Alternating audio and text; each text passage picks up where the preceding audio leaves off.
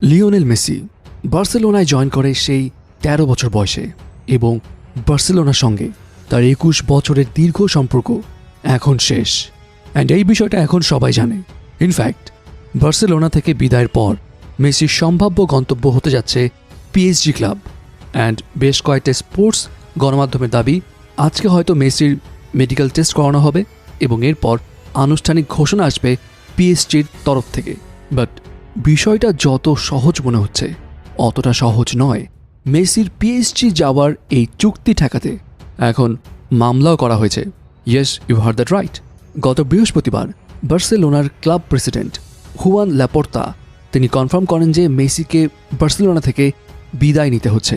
And তিনি জানান মেসির আরও ২ বছর বার্সেলোনায় থাকার কথা ছিল, কিন্তু লা লিগার ফিনান্সিয়াল ফেয়ার প্লের নিয়ম অনুযায়ী বার্সেলোনা মেসিকে রাখতে পারছে না।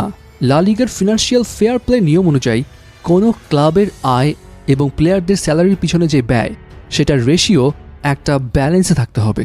তবে বার্সেলোনার ক্লাব প্রেসিডেন্ট জানিয়েছে বার্সেলোনার রেভিনিউয়ের ম্যাক্সিমাম পোর্শন চলে যেত প্লেয়ারদের স্যালারিতে।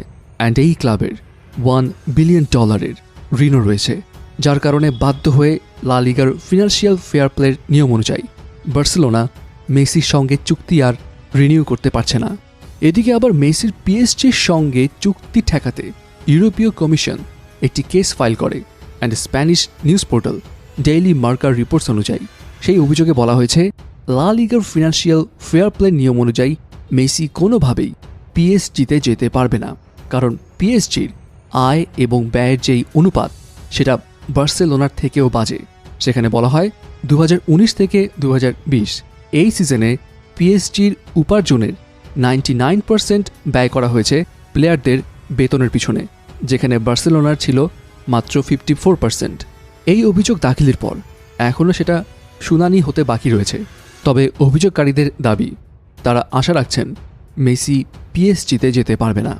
এখন মেসি যেখানেই যাক, আলটিমেট কথা হচ্ছে বার্সেলোনায় সে আর থাকতে পারছে না।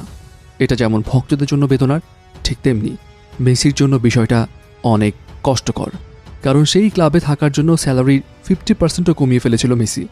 এবং নিজের বিদায়ী প্রেস কনফারেন্সে মেসি কান্নায় ভেঙে পড়ে।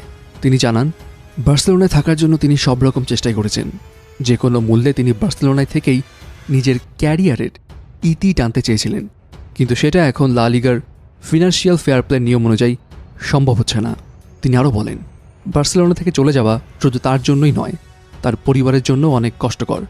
সে জানায় তার বড় ছেলে থিয়াগো বিষয়টা বুঝতে পেরেছে যে তারা বার্সেলোনায় আর থাকবে না, সেই জন্য তার ছেলেরও অনেক মন খারাপ। সো ভিউয়ার্স, মেসির সঙ্গে পিএসজির চুক্তি নিয়ে যে মামলা করা হয়েছে এবং মেসির যে বার্সেলোনা থেকে চলে যাওয়া, সেই বিষয়গুলো নিয়ে আপনার মতামত কি কমেন্টস করে জানিয়ে দিন। আপনারা দেখছেন স্টার গল্প, বাংলাদেশের প্রথম এবং বিশ্বস্ত অনলাইন এন্টারটেইনমেন্ট নিউজ পোর্টাল।